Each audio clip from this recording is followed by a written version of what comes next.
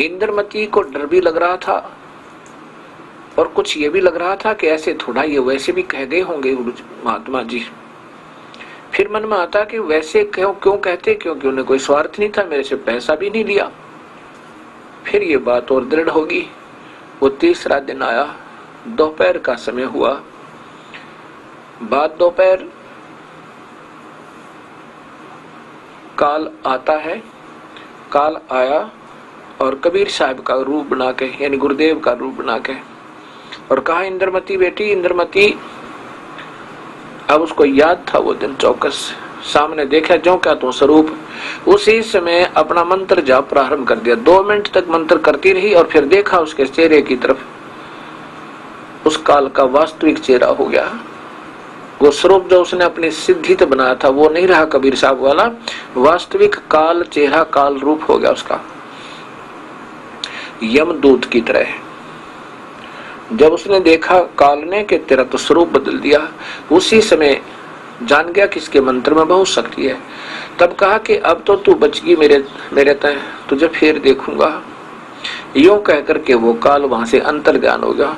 रानी कूदती फिर सबको बतावे, आज मेरी मृत्यु होनी थी, मेरे गुरुदेव जी ने कृपा कर दी, मेरी रक्षा कर दी। आज काल आया था, मुझे लेने आया था, मेरे गुरुदेव के मंत्र ने मेरी रक्षा की। राजा को बतावे, मंत्रियों को बतावे, अन्य नौकरानियों को बतावे। राजा कहता है तब तैना बावली हो, बिल्कुल बहम बहुत करती है। काल आता और तुझे छोड़ जाता, कभी हो सके? ठीक है। तो वो कहने लगी मैं जानू, आपको क्या मालूम, मेरी जान मेरे गुरुदेव ने बख्श दी।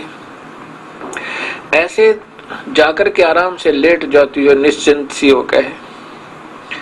कुछ देर के बाद वही काल सर्प रूप धारण करके और इंद्रमती के पैर में डस देता है, और उसी समय वो चिल्लाती है बचाइयो बचाइयो, सर्प ने खा ली, बचाइयो। इतने में सैनिक आते हैं, मंत्री आते हैं, नौकर आते हैं भाग कर। वो सर्प एक मोरी के अंदर से पार हो रहा होता, पीछे से देख इतने नजदीक पहुंचे वो मारने के लिए, इतना पार निकल गया। और रानी इंद्रमती पुकार कर अपने बंदी छोड़ को, हे बंदी छोड़, हे कबीर परमेश्वर, हे करुणामय जी रक्षा करियो। बेहोश होगी।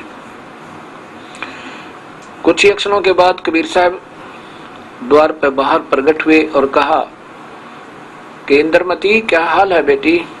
तब नौकर बाहर गए और कहा महाराज जी आप तो सही मौके पर आ गए, इंद्रमती को सर्प ने डस लिया, वो तो मर चुकी है। अब कबीर साहब वहां पहुंचे और लोग दिखावा बनावटी सा मंत्र बोलिया और फिर कहा उठ बेटा, सतगुरु चलना माँ के, पूर्ण परमात्मा के कभी मरते हैं, वो तो जीव की उम्र बढ़ा देता है।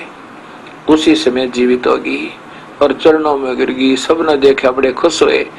बोल सतगुरु कबीर साहेब की जय।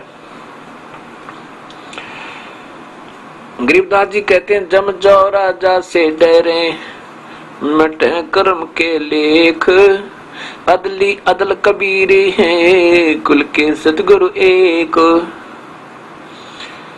जम जाओ राजा से डरे, मिटे कर्म के अंक, कागज की रे दरग दही, 14 कोट न चंपे।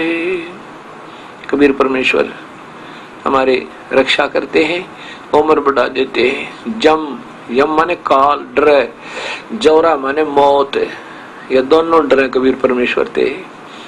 और मिटे कर्म के अंक, ये मृत्यु को भी, आयु को भी बढ़ा देता है, मृत्यु को टाल सकता है, ये कबीर परमेश्वर है।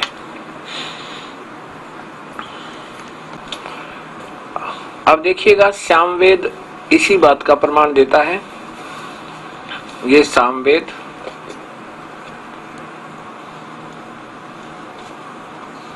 और इसके श्लोक नंबर 822 देखिएगा, ये 822 है इधर।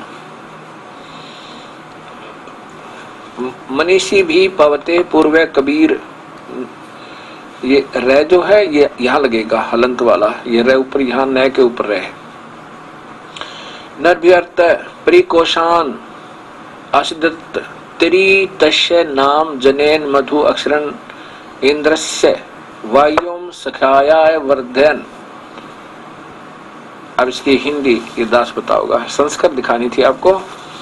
अब इसका सीधा सा अर्थ बनता है कि कबीर परमेश्वर, कबीर इसमें है मनीषी भी पवते पूर्व कबीर, पूर्व माने पहले वाला, कबीर माने कबीर परमेश्वर। निर्भी यत परिकोसान अस्दत तेरी तस्य नाम जनेन मधु अक्षरन इंद्रस्य वायुम सखा वर्धन। पूर्व अर्थात सनातन पुराना पहले वाला, अविनाशी अर्थात अविनाशी, कबीर माने कबीर परमेश्वर। मनीषी भी हृदय से चाहने वाले, निर्भी माने श्रद्धा से भक्ति करने वाले भक्तात्मा को, त्रि माने तीन, नाम माने मंत्र उपदेश। तीन मंत्र देकर, एक तो ओम मंत्र है, ये तो सीधा ही है, इसके साथ एक मंत्र और लगेगा। ओम तो ब्रह्म का मंत्र है और वो दूसरा मंत्र परब्रह्म का, यानी उनके बेनिफिट में हमने कुछ नहीं लेना यहाँ का। वैसे तो ओम नाम से प्रभु प्राप्ति नहीं है, लेकिन यहाँ की सुविधाएं बहुत मिल जाती है। इंद्र बन जाना, महा इंद्र बन जाना, ब्रह्मा विष्णु महेश की पदवी भी पा सकता है और लाखों वर्ष तक स्वर्ग में भी रह सकता है, यहाँ राजा भी बन सकता है और फिर नरक में तो जाना ही जाना है। अगर हम इसकी सुविधा नहीं लेंगे तो हम इसका ऋण उतर जाएगा। जैसे गीता जी के 18वें अध्याय के 66वें श्लोक में लिखा है कि तू सभी पूजाओं को, जितनी भी पूजा तू आज तक ब्रह्म तक की है वो मेरे में छोड़ दे, मेरी सब पूजाओं को छोड़ दे। माम माने मेरी। और एकम शरणम व्रज, उस एक की शरण में चला जा, मैं तुझे पापों से मुक्त कर दूंगा, चिंता ना करें। अर्थात हम इसके ऋण मुक्त हो जाएंगे। वो ओम नाम के जापते हैं, पूरे संत नाम लेकर, अधूरे से नहीं बात बनेगी। और दूसरा मंत्र पारब्रह्म का है, जो यहाँ से उसके लोक से पार करने का हमें टैक्स देना होगा। उसके बाद तीसरा मंत्र जो हमें वो सथाई स्थान देगा, वो सार नाम कहलाता है। ये दोनों मंत्रों की कमाई नहीं बनी तो सार नाम व्यर्थ, और सार नाम नहीं मिला, ये दोनों रह गए तो व्यर्थ। व्यर्थ का मतलब है कि आप पार तो हो नहीं सकते, पर पूरे संत नाम ले रखे, ये सही सतनाम कहलाता है दो मंत्रों का। इससे आपको यहाँ के लाखों वर्षों तक, आपको युगों तक आप स्वर्ग और महास्वर्ग में रह सकते हो इस मंत्र के जापते हैं। और फिर यहाँ पर राजा और महाराजा बन जाओगे, लेकिन पार नहीं हो सकते। उसके लिए ये दोनों भी व्यर्थ बताए हैं जब तक सार नाम नहीं मिलेगा। तो इसलिए लिखा है कि त्रि नाम, तीन मंत्र का उपदेश देकर, पवते माने पाप कर्मों को काट कर पवित्र करके, जनेन माने जन्म का, अक्षरन माने मृत्यु का, से नय माने रहित करता है, और तथा तस्य करता है, तस्य माने उसके, उस भक्त आत्मा की, वायु माने प्राण, प्राण अर्थात जीवन श्वासों को, उससे सखाया माने उस साथी के, मित्र के, मित्र माने सही भक्ति करने वाले भक्त के, तस्य माने उसके, वायु माने प्राण, जीवन श्वासों को, जो संस्कार वश डाले हुए होते हैं, को सखाया माने अपने भक्त के, जो गिनती के डाले हुए होते हैं, को कोशान माने अपने भंडारते हैं, कोश खजान्यत है, अपने भंडार से परिवर्धन पूर्ण रूप से बढ़ा देता है। कितना स्पष्ट कर दिया। यत माने जिसके कारण, इंद्रस्य माने परमेश्वर के, मधु माने वास्तविक आनंद को, आशीर्दत माने अपने आशीर्वाद प्रसाद से प्राप्त करवा देता है, दे देता है। इससे सिद्ध हो गया कि तीन मंत्र से का नाम जीव को पार करेगा। और इसी का प्रमाण गीता जी के 70वें अध्याय का 23वां श्लोक करता है। ओम तत्सत। ये परमात्मा, पूर्ण परमात्मा की, ब्रह्मण यानी पूर्ण परमात्मा की भक्ति का एकमात्र मंत्र है। इसके बिना जो अधूरे मंत्र देते हैं वो संत अधूरे और जीव के को धोखा दे रहे हैं। ये भोली आत्मा भटक रही हैं, ढूंढ रही हैं ईश्वर को, लेकिन ये पार नहीं होने देते। ऐसे बीच में उड़ जाकर बैठा देते, ना इनको ज्ञान है, ना इनके पास कोई पूरी भक्ति है, ना शास्त्रों का कोई वर्णन है। गीता जी को उल्ट सुलट करके इन्हें खोल रखा है। यहाँ देखिएगा गीता जी, इसके गीता प्रेस गोरखपुर से प्रकाशित है।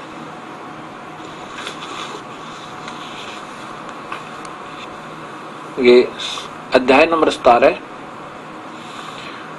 और श्लोक नंबर 23 में ओम तत् सत इति निर्देश है, ब्रह्मण है, त्रिविध है, समृत है।